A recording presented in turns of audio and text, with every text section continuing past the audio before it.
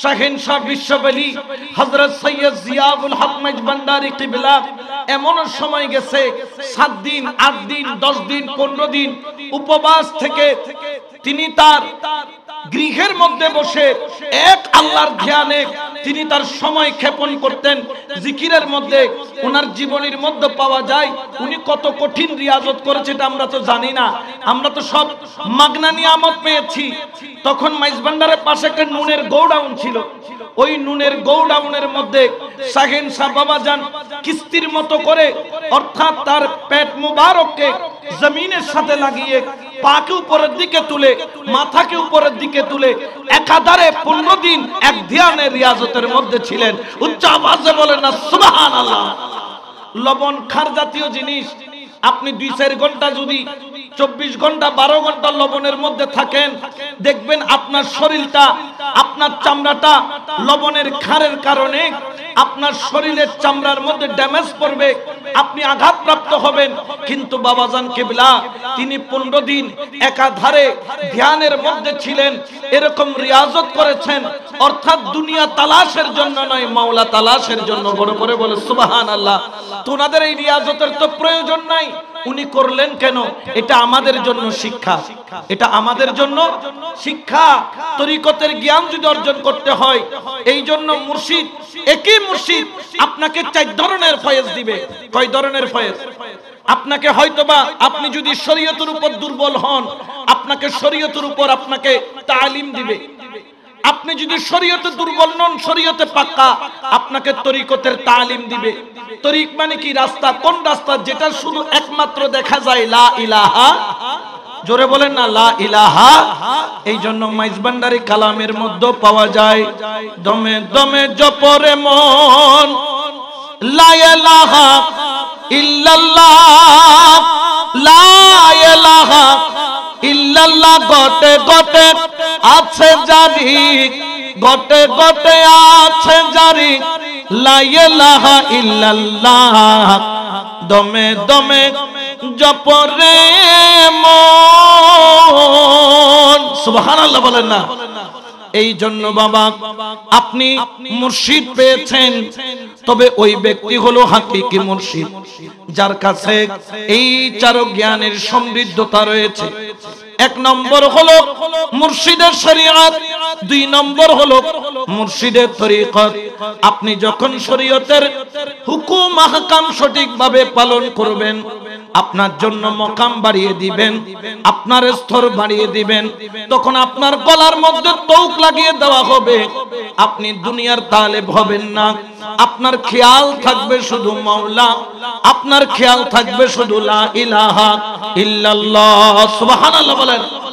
এরপরে হলো মুর্শিদে হাকিকত, এটা বড় নিয়ামত ওয়ালা। মুর্শিদে হাকিকত যেমন তেমন কোন ব্যক্তি নয়, ইনারা হচ্ছেন ওই ব্যক্তি যারা মরার আগে মরে যায়। সুবহানাল্লাহ বলেন না। যারা মরার আগে মরে, মুর্শিদের হাতে নিজের জীবনটা অর্পণ করে দিয়ে মরার আগে মরে যায় এবং মরার পরে আবার জিন্দা হয়। যেমন পবিত্র কোরআনে বলছেন আওয়ামান কানা মাইতান ফাআহইনাহু ওয়া জাআলনা লাহু নূরান ইয়ামশি বিহি ফিন্নাস। আল্লাহু আকবার বলেন। এটা আল্লাহর কালাম। আমার আল্লাহ বলছেন আওয়ামান কানা মাইতান, আসলে তোমরা সবাই মরা। এখানে আমরা যারা আসছি আমরা মরা নাকি জিন্দা? জিন্দা। কিন্তু আল্লাহ বলতেছেন মরা, তোমরা জিন্দা নাও, তোমরা মরা। আল্লাহ পাক রব্বুল আলামিন আহকামুল হাকিমিন বলতেছেন। এখন আমরা বলতেছি জিন্দা কিন্তু আল্লাহ বলতেছে মরা। এখন আমাদেরটা ঠিক না আল্লাহটা ঠিক? জোরে বলেন না কাটা। আল্লাহ বলছেন তোমরা মরা আর আমরা বলছি আমরা জিন্দা। এখন আসলে বিষয়টা কি? বিষয়টা হলো আমার আল্লাহ বুঝাইলো যেই ব্যক্তির কলবটা মরা ওই ব্যক্তি জিন্দা থাকতেও মরা, মরার পরেও মরা। কিন্তু জেনে রাখেন ফাআহইনাহু, আমার রব্বুল আলামিন কতগুলা মানুষকে জিন্দেগি দান করেছেন যারা জিন্দা থাকতেও জিন্দা, যারা মরার পরেও জিন্দা। সুবহানাল্লাহ বলেন না। ওরে যখন তুমি মুর্শিদের কদমে নিজেকে অর্পণ করে দিবা, আর যখন মুর্শিদের হাতে তোমার এক প্রকার একটা মওত হবে, ওই মওতের পরে যখন তুমি জিন্দা হবা, খেয়াল রাখো, খেয়াল রাখো, ওই জিন্দা হওয়ার পিছনে একটা মজা আছে। আল্লাহ পাক বলেন, ওয়া আন লাউ ইসতাকামু আলা তারিকাতি মা আসকাইনাহুম মা আন গাদাকা। যেই ব্যক্তি তরিকতের উপর ইস্তেকামত হবে, আমার আল্লাহ পাক রব্বুল আলামিন তার জন্য একটা সুপ্রিয় পানি রেখেছে। ওই পানিকে মা আন গাদাকা বলেছেন, বমানা শারাবান তাহুরা। সুবহানাল্লাহ বলেন না। ওর এই পানি একবার যখন কোন ব্যক্তি পান করে, ওই ব্যক্তি আর কখনো সাধারণ থাকে না, ওই ব্যক্তি ইন্তেকালের পরেও জিন্দা। এই জন্য শাহেনশাহ বিশ্ববলি হযরত সৈয়দ জিয়াউল হক মাইজভান্ডারী কিবলাই আলম ইন্তেকালের পরে চারিদিকে কান্নার রোল, চোখের পানি জড়জড়ায়া আশিকরা ছাড়ে। বাবা জান বিদায় নিয়েছেন, গোলামরা কান্দে, সবাই ক্লিনিকের চারিদিকে ভিড় জমে গিয়েছে। কিন্তু ডাক্তার যে কোনো রোগী মারা গেলে তাকে একটা ডেথ সার্টিফিকেট দিতে হয়। এই ডেথ সার্টিফিকেট দেওয়ার আগে ডাক্তার ভালো করে রোগীকে চেক আপ করে নেয়, সে কি আসলে কি অজ্ঞান নাকি ইন্তেকাল করেছেন। ডাক্তার ছিল বাতিল ফিরকার অনুসারী, সে ওলি আল্লাহ মানে না, বুজুর্গানে দিন মানে না, মাইজভান্ডার মানা তো দূরের কথা। তিনি মনে মনে ভাবলেন, মাইজভান্ডারের সৈয়দ জিয়াউল হক মাইজভান্ডারী, তিনি মাইজভান্ডারী বলেন না। সাধারণ ব্যক্তি মারা গেছেন, ওলি আল্লাহ মানে না। তিনি বললেন, যদি আমার পেশা ডাক্তারি না হতো আমি তাকে চেক আপও করতাম না। কি পরিমাণ ঘৃণা করতো তরিকতকে, কিন্তু তার পেশা তো ডাক্তারি করা। মানুষের জীবন হলো সবার আগে। ডাক্তার আসলেন, আয়েশা বাবাজান কিবলাকে ফাইনাল চেক আপ দেওয়া আরম্ভ করলেন। তিনি যে ইন্তেকাল করেছেন, তিনি যে ইন্তেকাল করেছেন, ডেথ সার্টিফিকেটে সাইন দেওয়ার আগে ভালো করে ট্রিটমেন্ট করে নিচ্ছেন। হাতের শিরা ধরলেন, দেখেন বাবাজানের শিরা কোনো কিছুই নাই, হাতটা ঠান্ডা। তিনি গলার শিরা ধরলেন, দেখলেন গলার শিরার মধ্যে কোনো নড়াচড়া নাই। পায়ের শিরা ধরলেন, দেখলেন পায়ের শিরার মধ্যে কোনো নড়াচড়া নাই। তারপর তিনি কানের মধ্যে যন্ত্র দিয়ে বুকের মধ্যে চাইপা চাইপা চাইপা চাইপা কোন ধরনের ভিতরে নড়াচড়া আছে কিনা খেয়াল করলেন। যখন চাপতে চাপতে বাম দুধের দুই আঙ্গুল নিচে, যখন শাহেনশাহ বাবাজান কিবলার বাম দুধের দুই আঙ্গুল নিচে, যেটাকে বলা হয় কলব, কলব, ওই কলব বরাবর যখন যন্ত্রটা নিল, ওই ডাক্তার থরথর করে কাঁপা আরম্ভ হয়ে গেল। আরে সারা শরীর ধরলাম মৃত, কোন জিন্দার কোন লক্ষণ নাই, কিন্তু তার বাম দুধের দুই আঙ্গুল নিচে কিসের যেন শব্দ শোনা যায়। কম্পাউন্ডারকে ডাকলেন, ফ্যানটা বন্ধ করো, দরজা বন্ধ করো, জানলা বন্ধ করো, ভালো করে নজর দিয়ে দেখতে হবে। আমি তো ডেথ সার্টিফিকেট দিয়ে দিব, যদি দিয়ে দেওয়ার পরে যদি মানুষটা জিন্দা হয়ে যায় তাহলে তো আমাকে জবাবদিহিতা করতে হবে। সে তো তরিকত বুঝে না, তাসাউফ বুঝে না, ওলি আল্লাহ মানে না। আমার বাবাজান কিবলা কাবার বাম দুধের দুই আঙ্গুল নিচে যখন আবার কানের মধ্যে যন্ত্র লাগাইয়া বাম দুধের দুই আঙ্গুল নিচে যখন বসায়া দিল, ডাক্তারের চোখ দিয়া পানি পড়ে। আমার হায়াতে জিন্দেগির মধ্যে আমি এই রকম ব্যক্তি দেখি নাই। ডাক্তার বলে, আমি যখন কানের মধ্যে শুনি, আমরা শুনি ধুপ ধুপ শব্দ শোনা যায়। ডাক্তার বলে, না রে, আমি একটা শব্দ শুনলাম, ওই শব্দ হলো আল্লাহু আল্লাহু আল্লাহু। সুবহানাল্লাহ বলেন না, আল্লাহু আকবার।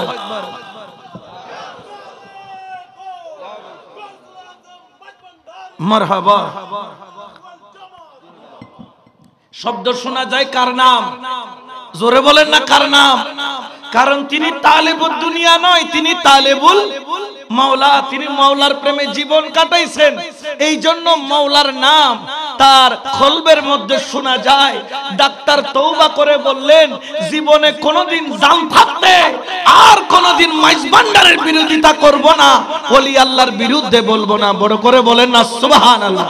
এই জন্য শায়ের এলান করেন, হক ভান্ডারি, হক ভান্ডারি শুনি জগতময়, হক ভান্ডারি, হক ভান্ডারি শুনি জগতময়, দুনিয়াতে ঢঙ্কা বাজে হক ভান্ডারির জয়, আমারে হক ভান্ডারির।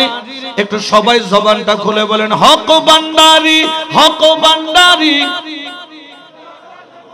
একটা জবানও বন্ধ থাকবে না, হক ভান্ডারি, হক ভান্ডারি।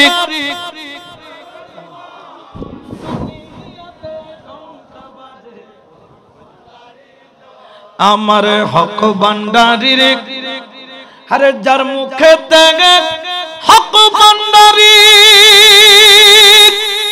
হায়রে কলবে হয় এশক জাদি। যার মুখে তেগে হক ভান্ডারি, হায়রে কলবে হয় এশক জাদি। হুজুর দিল পয়দা করি গুছাই সমান ভাই, হুজুর দিল পয়দা করি গুছাই সমান ভাই, দুনিয়াতে ঢঙ্কা বাজে হক ভান্ডারির জয়, আমারে হক ভান্ডারির। ওরে রমেশের মন বড় বাজি, হায়রে হক ছাড়ে না হকে রাজি। রমেশের মন বড় বাজি, হায়রে হক ছাড়ে না হকে রাজি।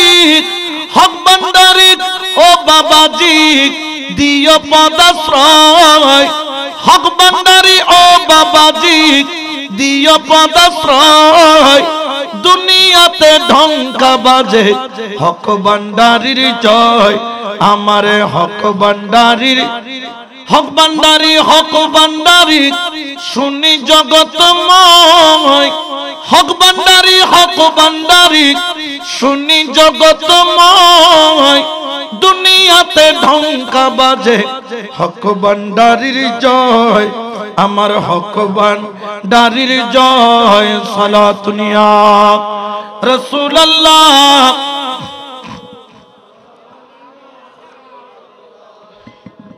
তাহলে ওই বাতিলের অন্তরের মধ্যে হিদায়াতের আলো চলে আসলো।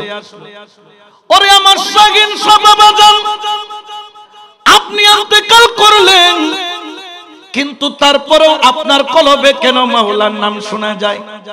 আমার আল্লাহ বলে, ওরে দুনিয়ার মানুষ, সেটা আমার ওলি জবান থেকে জিজ্ঞেস করো না, জবাব আমি আল্লাহ দিচ্ছি। আওয়ামান কানা মাইতান ফাআহইয়ানাহু ওয়া জাআলনা লাহু নূরান ইয়ামশি বিহি ফিন-নাস।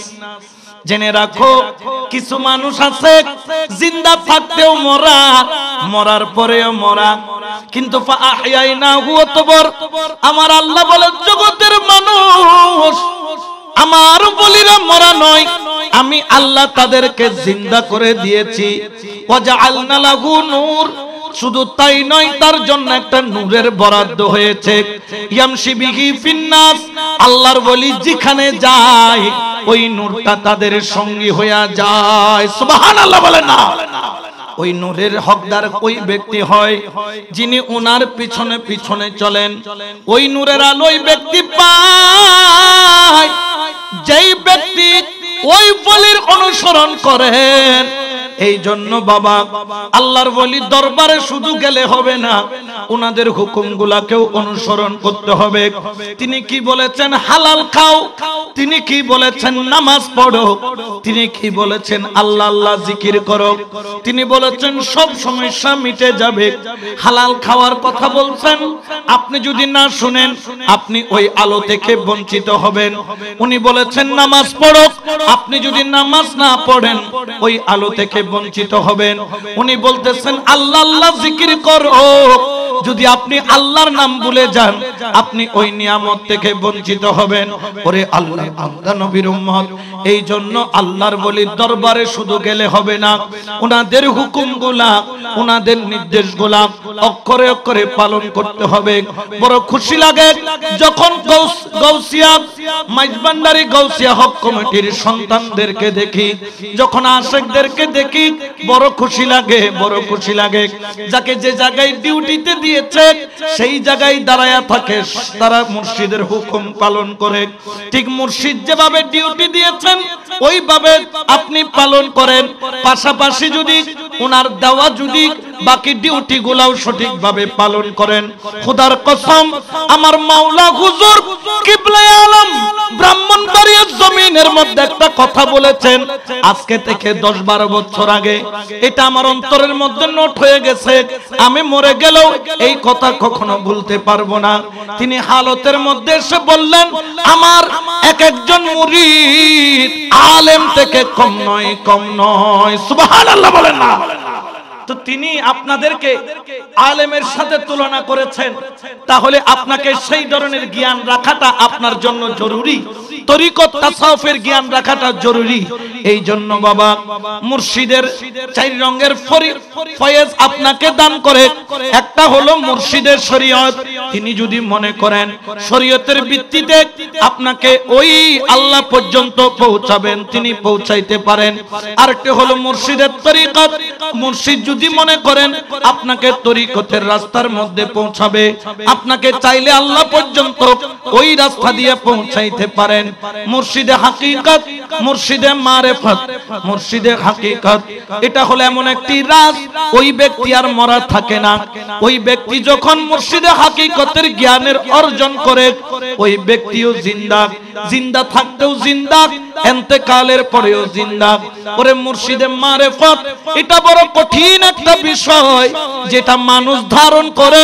আল্লাহ পাক বলেছিলেন, আল ইনসানু সিররি ওয়া আনা সিররাহু, মানুষ হলো আল্লাহর রহস্য, আল্লাহ হলো মানুষের রহস্য।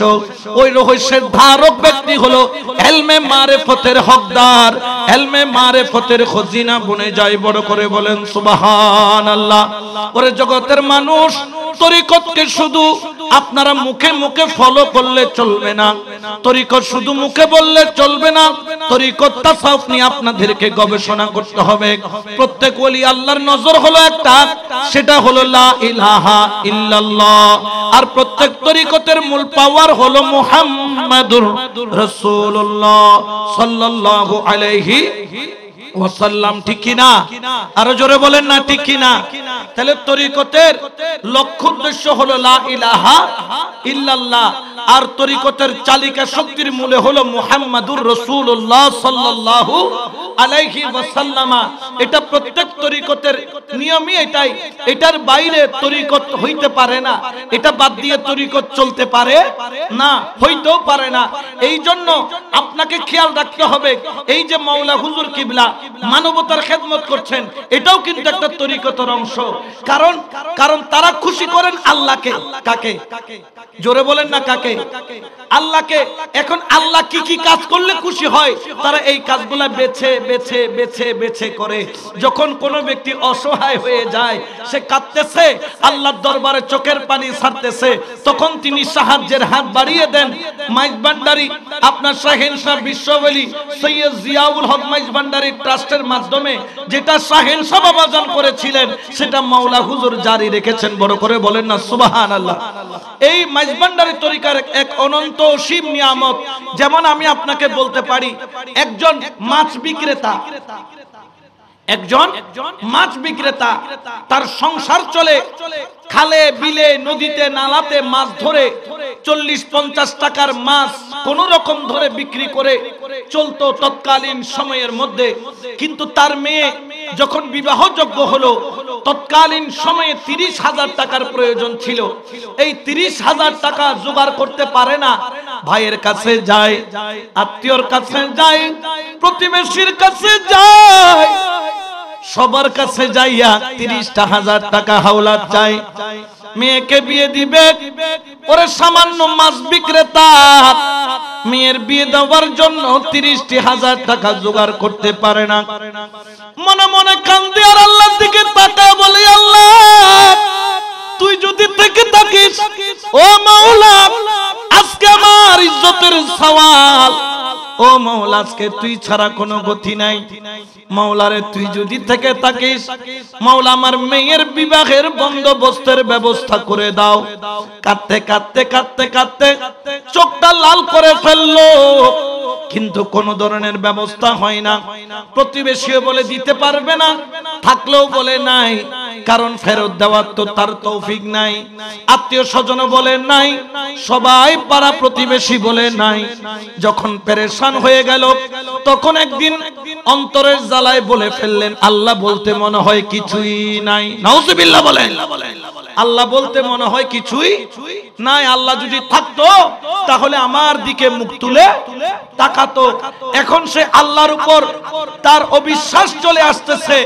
হঠাৎ করে বাবাজান কিবলা শাহিন শাহ বিশ্ববলী হযরত সৈয়দ জিয়াউল হক মাইজভান্ডারী কিবলা গাড়ি চালিয়ে যাচ্ছেন। তিনি ড্রাইভারকে হঠাৎ করে থামতে বললেন, নামলেন। নামার পরে তিনি ওই মাছ বিক্রেতার কাছে গেলেন। যাওয়ার পরে বলতেছেন, মাছগুলা বিক্রি করবেন? তিনি বললেন হ্যাঁ। তো সব মিলিয়ে 30-40 টাকা মাছ। বললেন খাঁচা সহ গাড়িতে তুলে দেন। গাড়িতে তুলে দিল। আর সঙ্গে সঙ্গে বাবাজান কিবলা হুকুম করলেন, তাকে এই টাকাগুলা দিয়ে আসো। কত টাকা দরকার? 30,000 টাকা। বরাবর 30,000 টাকা ওই মাছ বিক্রেতার হাতে তুলে দিলেন। আর বাবাজান কথা নাই, বার্তা নাই, অতটুকুর মধ্যে গাড়ি নিয়ে ড্রাইভারকে নিয়ে রওনা দিলেন। ওই মাছ বিক্রেতা হাউমাউ করে রোডের মধ্যে কাঁদতেছে, আল্লাহর দরবারে হাত তুলে বলতেছে, ও মাওলা তুমি আমাকে মাফ করে দাও। আমি মনে করেছিলাম তুমি মাওলা বলতে কিছুই নাই, কিন্তু আজকে আমার বিশ্বাস হয়ে গেল তুমি আছো, তোমার ওলিও আছে। বড় করে বলেন না সুবহানাল্লাহ। আল্লাহু আকবার। ইয়া রাসূলুল্লাহ, ইয়া গাউসুল আযম, মারহাবা। আচ্ছা বলেন তো, এই যে বাবাজান কিবলা কাজটা করলেন কাকে খুশি করার জন্য?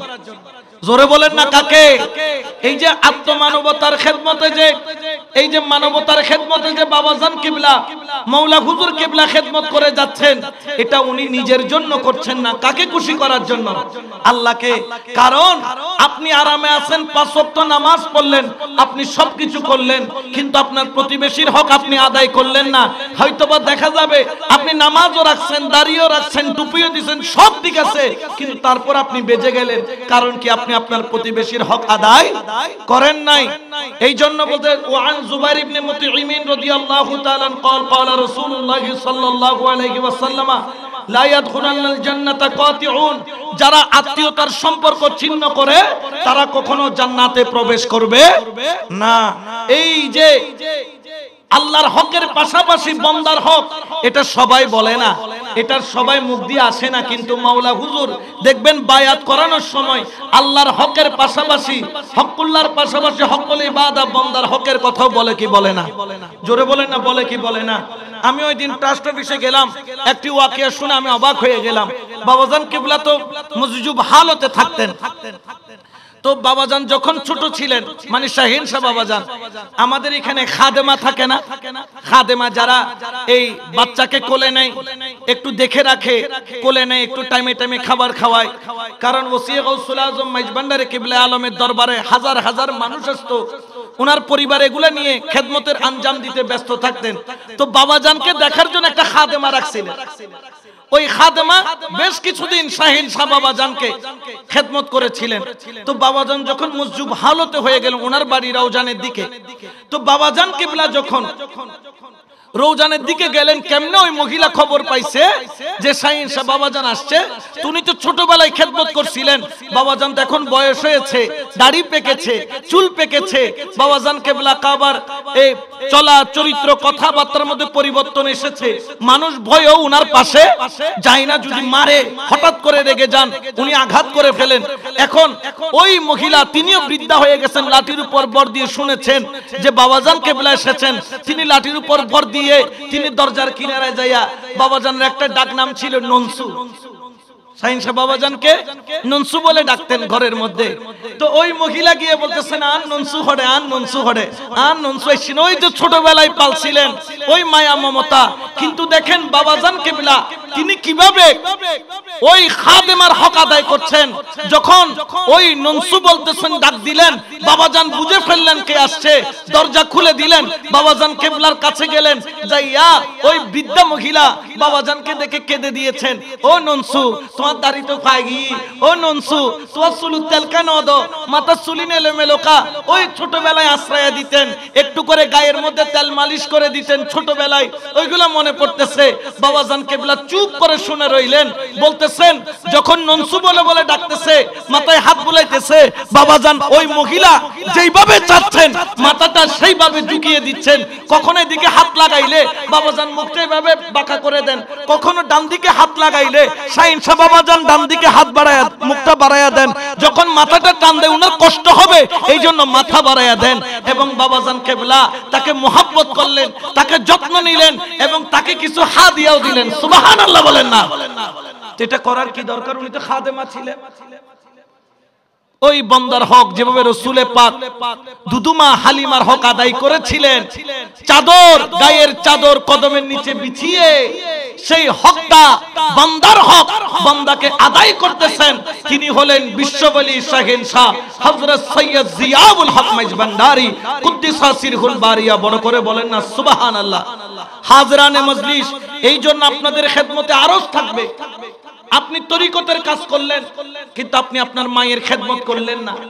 বাবাজান কিন্তু কি শিক্ষা দিচ্ছেন? একজন খাদেমা যে কিনা অল্প কিছুদিন বাবাজান কিবলার খেদমত করেছেন, তার হকটা কিভাবে আদায় করতেছেন। চুপচাপ ছোট বাচ্চা, আগে যেরকম ছিলেন এরকম বাচ্চার মতো হয়ে গেলেন। অর্থাৎ বাবাজান কিবলা উনি ওই খাদেমাকে একজন দাইমা যেরকম হক পায় সেই রকম ভাবে হক আদায় করতেছেন। আমাদেরকে শিক্ষা দিচ্ছেন, তোমরাও তোমাদের প্রতিবেশীর হক আদায় করো। উচ্চ আওয়াজে বলেন না সুবহানাল্লাহ। এই জন্য আজকে থেকে চেষ্টা করবেন মুনিবের যে নির্দেশনা সেটা মেনে চলার জন্য, মুনিবের যে হুকুম এটা মেনে চলার জন্য। আমরা ভাগ্য, আমরা এমন একজন রাহবার পেয়েছি, এমন একজন মুর্শিদ পেয়েছি, এমন একজন মুনিব পেয়েছি যিনি কখনো আপনার কাছে দুনিয়া চান নাই। আমাকে অনেকে বলেন, আমি চ্যালেঞ্জ দিয়ে বলি, আমি চলো মাইজভান্ডার চলো, হক মঞ্জিলের মধ্যে চলো, দেখি মুর্শিদের হাতে 10টা টাকা চা খাওয়ার জন্য, নাস্তা খাওয়ার জন্য দিতে পারো কিনা। তুমি হাতে দিতে পারলে মনে করবো ভাগ্যবান। উনি দুনিয়ার তালেব নয়, উনি মাওলার তালেব। উনি দুনিয়া কখনো খুঁজেন নাই, চান নাই। আমাদের নিজ বাড়িতে মাওলা হুজুরকে আমরা 5 বার নিছি, উনি কদম শরীফ রাখছেন।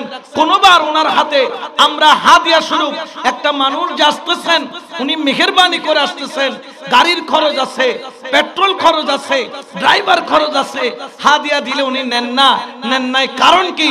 উনি দুনিয়ার তালেব নয়, উনি মাওলার তালেব। কারণ কি? এটা শাহিন শাহ বাবাজানের কালাম। আমার হাসান মিয়া মস্ত বড় আল্লাহর ওলি। বড় করে বলেন না সুবহানাল্লাহ। এই জন্য চারিদিকে আজকে দেখেন কে কোন দিকে যাচ্ছে জানি না, কিন্তু হক মঞ্জিল জ্যামিতিক হারে ঊর্ধ্বগমন করতেছে। কারণ কি? ব্যাপার কি? কারণ ওসিয়ে গাউসুল আজম মাইজভান্ডারী যে ধারা তিনি সেটা রক্ষা করতেছেন, শুধু তাই নয় অক্ষরে অক্ষরে সেটা পালন করে যাচ্ছেন। যার অপর নাম হলো, আমরা ওসিয়ে গাউসুল আজম মাইজভান্ডারীকে দেখি নাই, আমরা বিশ্ববলী শাহিন শাহ হযরত সৈয়দ জিয়াউল হক মাইজভান্ডারী কিবলা আলমকে ছোট ছিলাম, চামড়া চোখে দেখলেও ওইটা মনে নাই। ওসিয়ে গাউসুল আজমকে দেখি নাই, তবে সানিয়া গাউস ওসিয়ে গাউসুল আজম দেখেছি, যার নাম হলো সৈয়দ মুহাম্মদ হাসান বাবা প্রকাশ মাওলা হুজুর মাইজভান্ডারী। বড় করে বলেন না সুবহানাল্লাহ।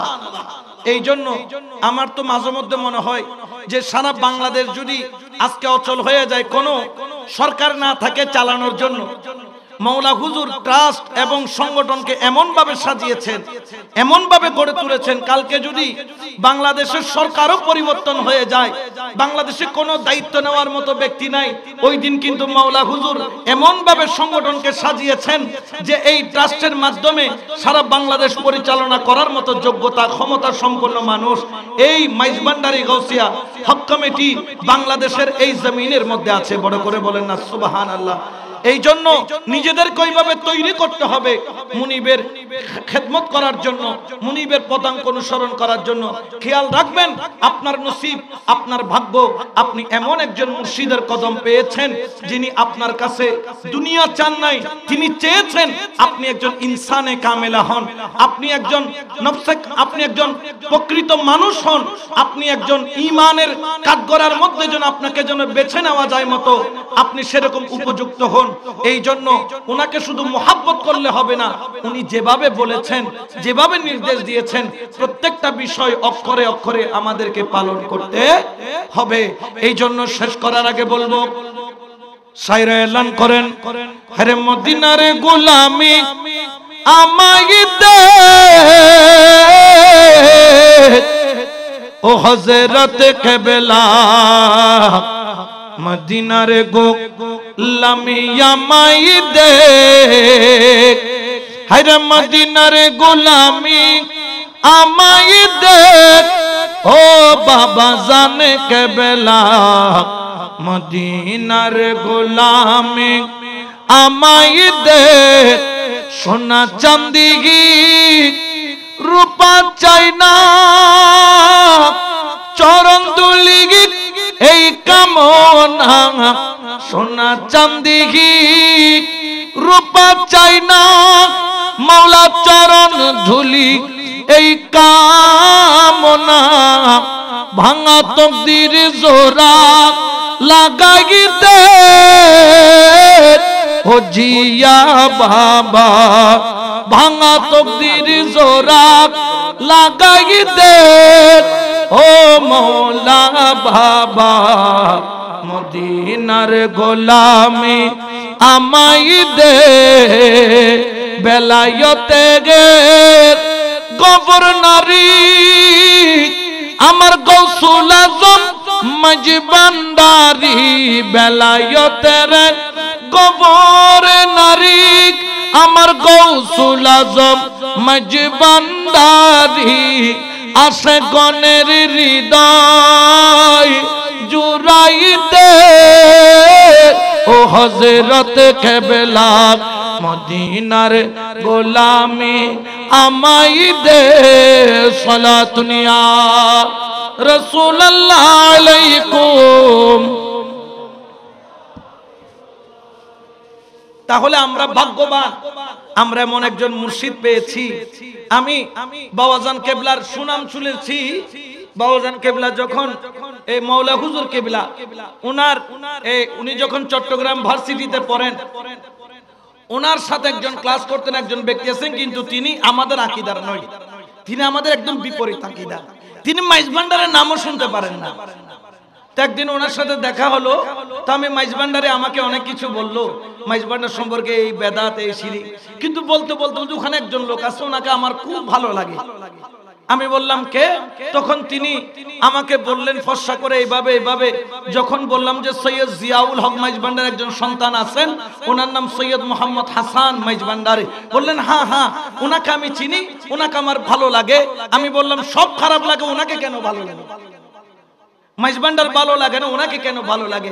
বলছে আমি ওনার সাথে যখন ভার্সিটিতে যাই, শাটারে করে যাই, শাটারে করে যাইতাম যে উনি দেখতাম একটু ব্যতিক্রম। কেমন ব্যতিক্রম?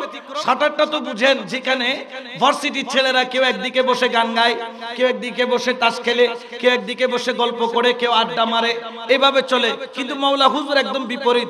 বললেন তাকে দেখতাম সব সময় এক সাইডেই বসতো, বসার পরে হাতকে ভেবে রেখে হয় নিচের দিকে তাকায় থাকে, না হলে উপরের দিকে তাকায় থাকে। ডানেও তাকাইতে দেখি না, বামেও তাকাইতে দেখি না। কেন যেন ওনাকে দেখার পর থেকে আমার হৃদয় ওনার জন্য ব্যাকুল হয়ে যায়। শুধু তাই নয়, কেন যেন ওনাকে অদ্ভুত ভালো লাগে। বড় করে বলেন না সুবহানাল্লাহ। অর্থাৎ যাদেরকে এই জন্য খেয়াল রাখবেন, মাওলা হুজুর সম্পর্কে একজন মন্তব্য করছেন যে মানুষের হৃদয় পরিবর্তন করার জন্য মাওলা হুজুর মুখে বলতে হয় না, উনি একটা দৃষ্টি দিলেই এই দৃষ্টি যথেষ্ট হৃদয় পরিবর্তনের জন্য। বড় করে বলেন না সুবহানাল্লাহ। এই জন্য তোর শায়রে বলেন, ও তোরা দেখলে ছবি পাগল হবি, ওরে ঘরে রইতে পারবি না, দেখলে ছবি পাগল হবি, হায়রে ঘরে রইতে পারবি না। 18,000 আলমেতে ওই আমার হযরত কেবলা মাওলানা, দেখলে ছবি পাগল হবি। সুবহানাল্লাহ বলেন। ওনাদের সাথে চলতে পারলে, সুহবতে থাকতে পারলে লাভ আছে না নাই? জোরে বলেন না, আছে না নাই? কারণ কিনাদের সুহবতের কথা আল্লাহ বলেছেন, ইয়া আইয়ুহাল্লাযীনা আমানু তাকুল্লাহা ওয়া কুনু মা'আস সাদিকিন।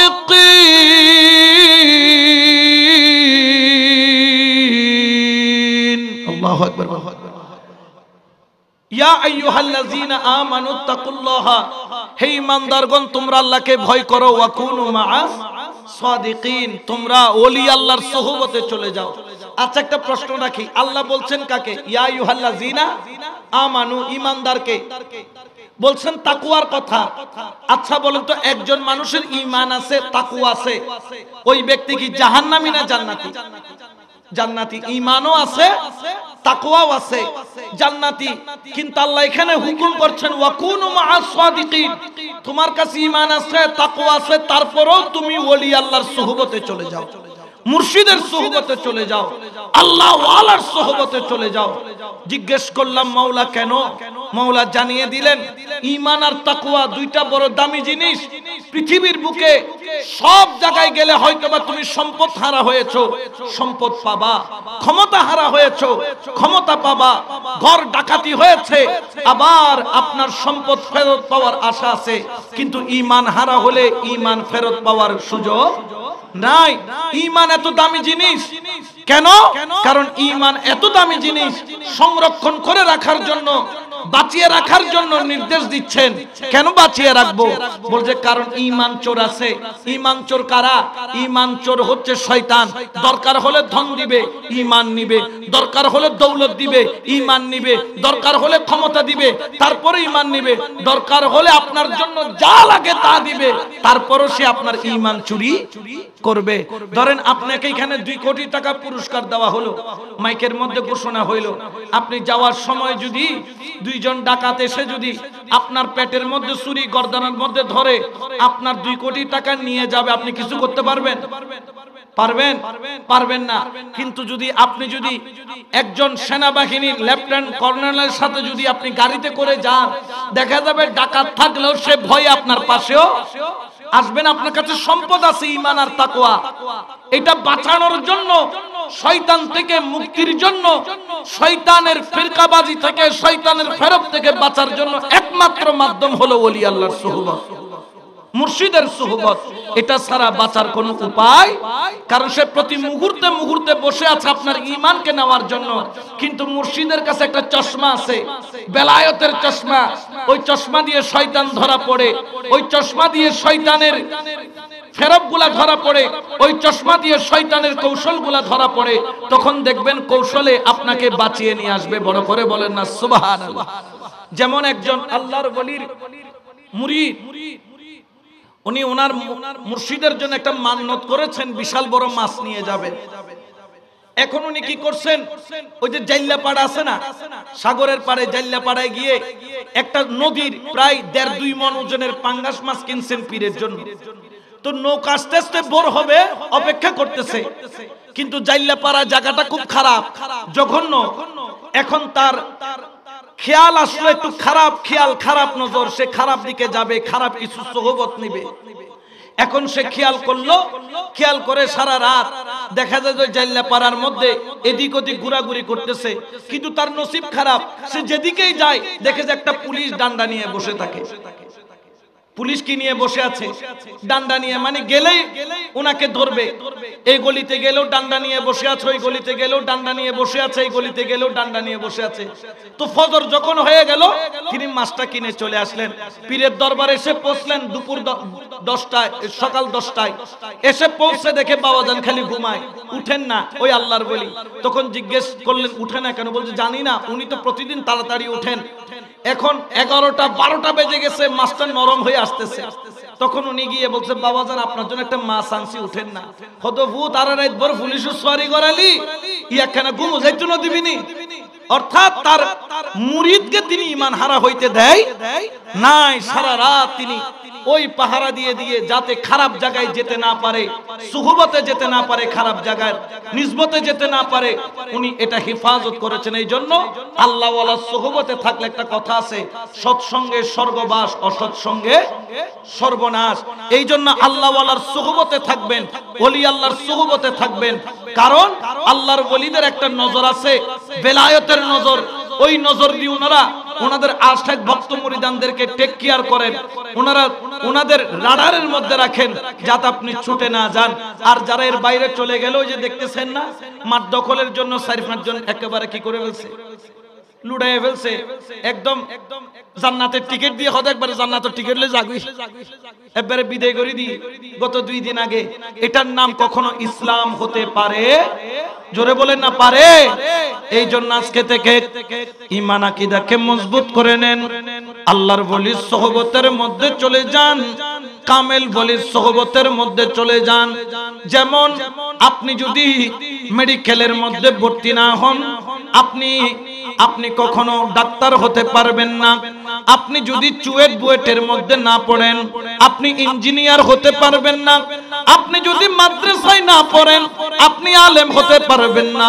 ঠিক তদ্রূপ ভাবে কামেল ওলির সোহবতে না গেলে আল্লাহ পর্যন্ত পৌঁছতে পারবেন না।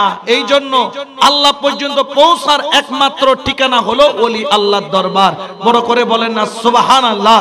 এই জন্য শায়রও বলেন, ওরে খোদা ফাইবার আশাজার, ওরে নবী ফাইবার আশাজার, ও তুরস্কের টুরি বন্ধ যাইয়া গৌসে মজবান্ডার, খোদা ফাইবার আশাজার, আমার নবী ফাইবার আশাজার, এশকের ঢুরি বন্ধ যাইয়া গৌসে মজবান্ডার, সালাতুনিয়া রাসূলুল্লাহ আলাইকুম। এই জন্য নিজেকে শক্ত করে মজবুত করে মুনিবের কদম আঁকড়ে ধরবেন, রাহবারে আলমের কদম আঁকড়ে ধরবেন, মাওলা হুজুরের কদম আঁকড়ে ধরবেন। কারণ শেষ জামানায় ঈমান বাঁচানোর জন্য মুর্শিদের কদম ছাড়া আর কোন সাহারা। আমাদেরকে যদি বিশ্বাস করেন, আর হইলাম তো দিলে 1.5 দিয়া দিলে, লুই দি 2 টিয়া দিলে আরে দি, দেখেন এরকম আছে না নাই? একমাত্র ওলি আল্লাহরা হচ্ছে পরীক্ষিত, যাদের কাছে গেলে ঈমান আমল হিফাজত থাকবে। এই জন্য আমার রাসূল করিম দুনিয়া থেকে বিদায় নেওয়ার আগে আমাদেরকে দুটো জিনিস আঁকড়ে ধরতে বলেছেন। যদি আঁকড়ে ধরতে পারো, লান তাদিল্লু বাদি, আমার পরে তোমরা কখনো গুমরাহির মধ্যে পড়বা না, ঈমান হারা হবা না। 1 নাম্বার বলেছেন কিতাবুল্লাহ, আল্লাহর কোরআন। 2 নাম্বার আহলে বাইত, আহলে বাইত, আহলে বাইত। 3 বার বলেছেন আহলে বাইতের ইতরত করার জন্য, অনুসরণ করার জন্য। কারণ কিয়ামত পর্যন্ত ইসলাম ঈমান ওনাদের হাত ধরে টিকে থাকবে।